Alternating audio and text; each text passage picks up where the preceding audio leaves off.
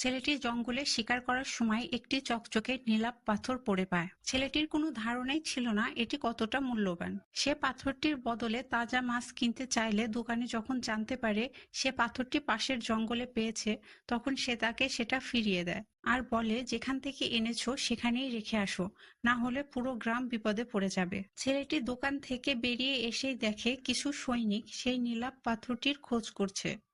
ছেলেটি এবার বুঝে যায় পাথরটি নিশ্চয়ই অনেক মূল্যবান। তাই সে পাথরটি নিয়ে গ্রামে তার চাচার বাড়িতে চলে যায়। একদিন সে খেয়াল করে পাথরটি ভিতর থেকে ফাঁকা। নিশ্চয়ই ভিতরে কিছু আছে। যখন ছেলেটি মনোযোগ দিয়ে পাথরটি দেখছিল, তখন তার চাচা ডাকায় সে চলে যায়। রাতে ফিরে এসে ছেলেটি যখন পাথরটির সামনে বসে থাকে, তখন দেখে পাথরটি একাই নড়ছে। তখনই পাথরটি ফেটে একটি ড্রাগনের বাচ্চা বেরিয়ে আসে। এতদিন ছেলেটি যেটাকে পাথর ভাবছিল সেটা আসলে একটি ড্রাগনের ডিম ছিল।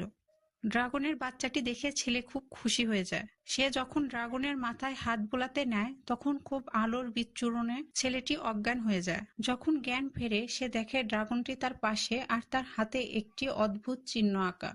ড্রাগনের জন্য দুধ নিয়ে আসলে ড্রাগন সেটা ফেলে দেয়, আর পাশে একটি ইঁদুর দেখতে পেয়ে সেটা ধরে খেতে থাকে।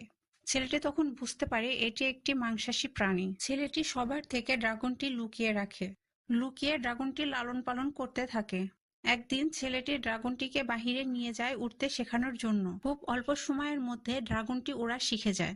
উড়তে উড়তে ড্রাগনটি ছেলেটির থেকে অনেক দূরে চলে যায়। তখন হঠাৎ ছেলেটির হাতে থাকা চিহ্নটা জ্বালা করতে থাকে।